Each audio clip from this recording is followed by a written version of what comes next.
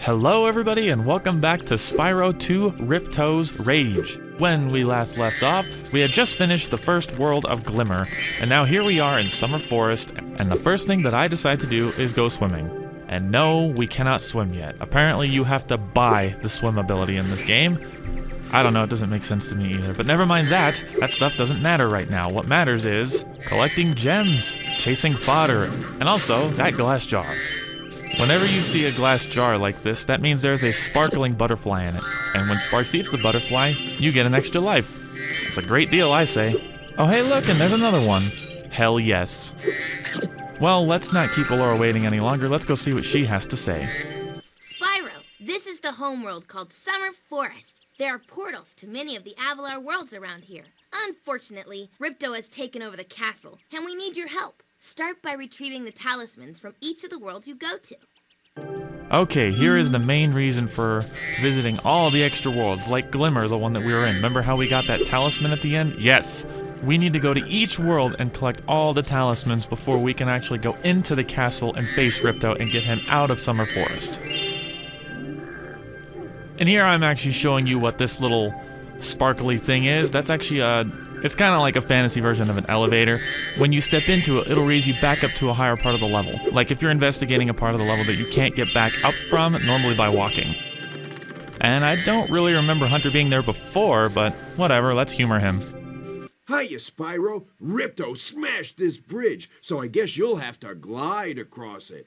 Press X to jump, then press X again while you're still in the air to glide. Gliding, huh? You know what? Fuck that. Yeah, fuck you and your gliding.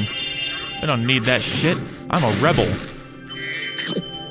Anyway, just a little bit of mindless collection and meandering. The majority of this game is just collection. Hey, look, there's an Avalar world that we totally just passed. We'll be back to see it, though. Those jars there are only breakable by the charge attack. And those frogs are fodder. Just thought that was important information that you needed to know. Well, we can see Moneybags over there, but you know what? Fuck him for right now. He just wants to take my freaking gems that I earned. He'll probably do something stupid like teach me how to swim. And here's a little showcase about what I was mentioning earlier, that certain things can only be destroyed in certain ways. Those jars cannot be destroyed by the flame attack. They have to be charged at. There's a few boxes over here too. Make sure not to miss anything. Be thorough about your inspections, for you will be rewarded at the end for being a completionist. And hey, there's Hunter again. Gee, I wonder what else he could possibly want. Hi, Spyro. You look like you're pretty agile. Let's try putting it to a test. See if you can get up this first step. Press X and hold it down to get more hang time. Oh my god, I don't know if I can handle that. That sounds pretty fucking hard. Okay, not bad. Now to make this next jump, you'll have to glide. Press X to jump, then... Yeah, sure, shut up. Just, everyone knows how to glide. Come on, let's just move on. Nice job. Now try to do a hover. Press X to jump, then press X again to glide. Then when you reach the end of your glide, press triangle to hover. Hovering will give you extra height and distance. Hovering is actually a very useful ability. I pretty much use it after every glide I do, just to make sure that you've made the glide safely, and it's also a great way to stop momentum. Very good. Now for the hardest leap of all. You'll have to give this one everything you've got. Get a walking start, jump, glide, and hover just before you get to the edge of the platform. Don't forget to press forward on the D-pad or analog stick when you hover. I love how they can just break the fourth wall like that, but you know, they gotta make sure that the players understand the controls, so layman's terms and all that. Wow, you're a pretty good athlete. If I hadn't lost my running shoes, I'd take you on for real. For now, here's an orb for your collection. And that nets us our first orb here in Summer Forest, 1 out of 4, I believe. And it was a pretty helpful tutorial for beginners playing this game, learning the controls and learning how things work. This game is really good about that. Here we are, just hanging around another Avalar world to collect a few gems, and oh no, look who we get to talk to. Sorry, Spyro. I'd love to teach you how to swim underwater, but not as much as I'd love to take your treasure. What a dick. 500 gems? I don't even have that, you greedy asshole. Whatever. The game does it to you on purpose. They force you to feel like you're not completing worlds and that you're kind of behind, but, you know, it's a very common thing that games do. Yeah, you just kind of roll with it. Anyway, every world that you enter will have an intro and an outro, so let's enter Idle Springs and watch the intro.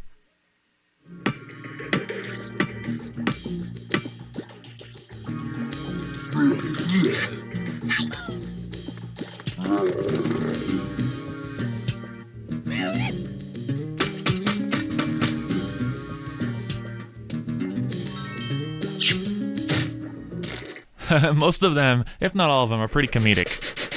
Spyro, the idols we were carving have come to life. They've locked us out of our temples and stolen our food.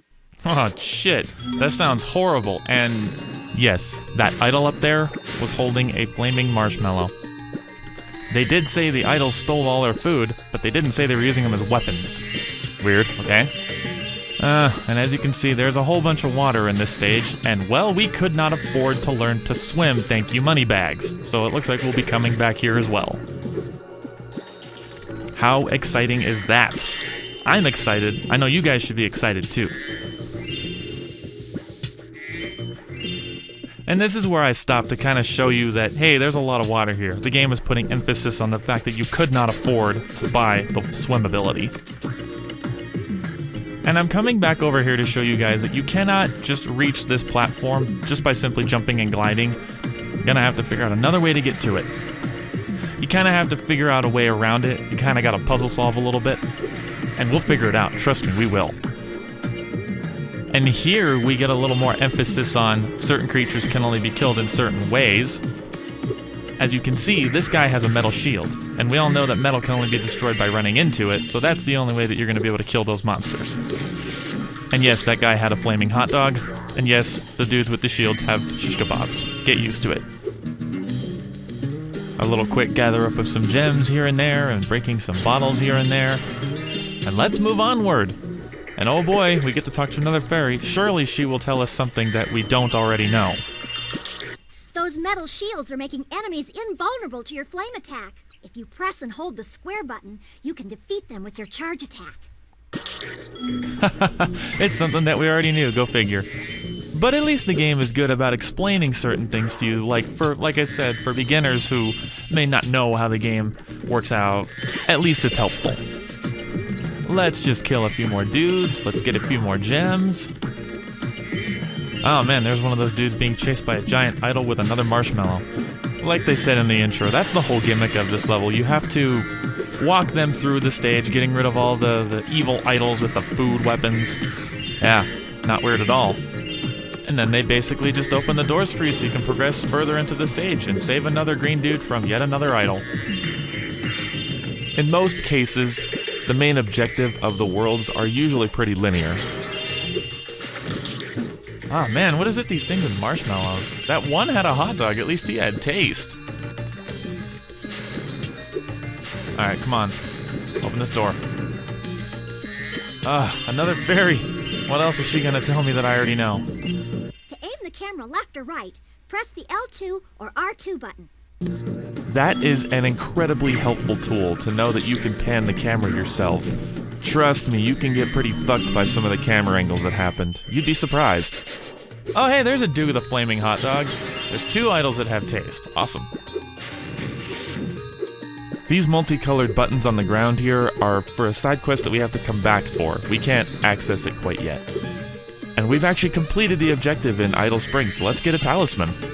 Spyro, you're pretty tough. If you ever want a permanent job, we've got a place for you here. For the moment, I want you to have this talisman. And there we have it, the Idle Springs Talisman. One of many in Summer Forest. We shall get them all. But we're not quite done with the area yet. There's a few more gems we need to collect, and maybe even a few orbs. Unfortunately for us, yet again, we will not be able to complete this world. We have to come back later with the swim ability. And the lucky thing for us is, in most games, for some reason, it seems like water can either harm you or rather kill you in some cases, and I'm so happy that they didn't put that in this game, because to me, that just seems ridiculous. I am absolutely appalled at the idea. A little bit of wandering right now. I'm trying to remember how to get to that box. I honestly had a momentary forget spell. I apologize. But then something hit me. There was a path that I had not taken. I must go to that path and take it. And take it I shall. So yeah, like I said earlier, when you complete the main objective, it's usually pretty fast, pretty easy to do. The majority of the level will actually be you collecting the gems and collecting all the orbs. That will actually take the most time.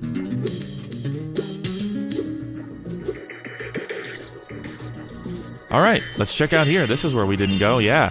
Remember to check around all the corners. You don't want to miss anything. They might be hiding shit from you, and that is not cool.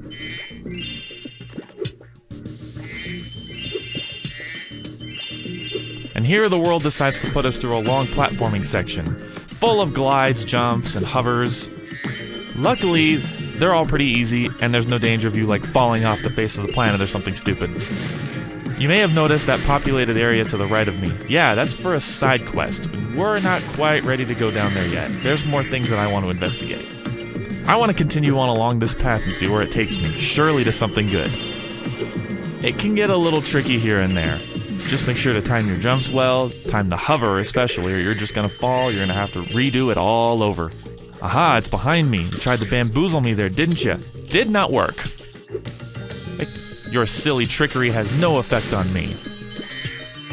Pretty sure we're starting to get close to the end of this little platforming path. Hope you guys are excited to see what's at the end of it. I'm sure it will be absolutely amazing. And we finally seem to be coming to the end of it now. Alright, so the big payoff is a tiny rocket. But the good thing about the rocket is, when I actually put it on fire, there we go. This little thing will actually help us get what's in that box in the very beginning of the stage that we could not reach. And there it goes. Woohoo! Got to blow some shit up. First one in the game, first of many. And there I go. For some reason I didn't think that it would be smart to go fly over there and get the gems. Oh yeah, that'll come back to bite me in the ass. I guarantee it. So let's head back to that one area with all the population and all the... Oh shit. Haha! Look what I just did. Oh, okay. And back we go. Remember that area with the dancing things and the pedestals and the green and the purple and the weird? Yeah, we gotta go back there. Oh, yeah. And this is what happens if you fall off of a platforming segment. They usually punish you by forcing you to go back and waste your time. Ah, finally, we seem to have made it back in one piece. Oh, look at that! A power-up. But that one's slightly different than the one that we had before. I wonder what that one is. The power-up that we had before was a flying power-up, and the symbol is completely different. What could it possibly be? We'll find that out in a minute, but first, let's get to the bottom of this. We want to find out what all this crazy, weird population and shit is. Tell me now. It's fabulous to see you, Spyro. Now that the supercharged power-up is active, you can charge through the pedestals and send the dancing hula girls over here to help me. Dancing hula girls, huh? Okay, why not? So the gimmick of this side quest is you have to use that supercharged power-up, which makes him extremely fast when you charge. And you have to make sure to hit all the pedestals consecutively. And I missed one already. Go me.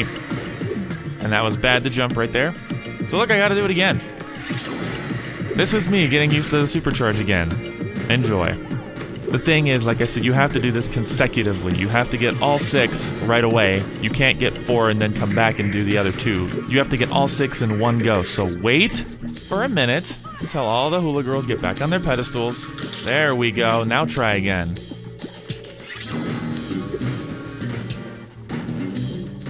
And there you go. Success. Do your worst, raid ladies.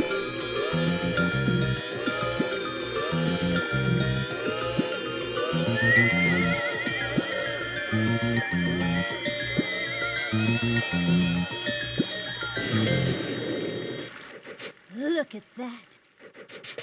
Oh, I totally skipped that again. Yeah. So basically all they did was they made a rain dance and they exploded the thing in the center, which I have no idea what it was. It was obviously some kind of strange idol. I don't fucking know. But, you know, they called forth some rain because they're rain dancers, and with rain comes thunderstorms, and the thunder just annihilated the thing. End of story. I got the orb. Let's move on. So now all that's left to do is to just leave Vital Springs because lucky us, we cannot finish this area either. And then I'm looking back at these. I don't know why. I can't do them yet. I have to come back. Something that I really need to bring a mention to is the power-up pyramids. Every time you kill a monster, those little white souls, they collect into the power-ups, and then that's what makes them work. And you didn't need that, did you? Well, too bad. You're not getting it back. I torched it.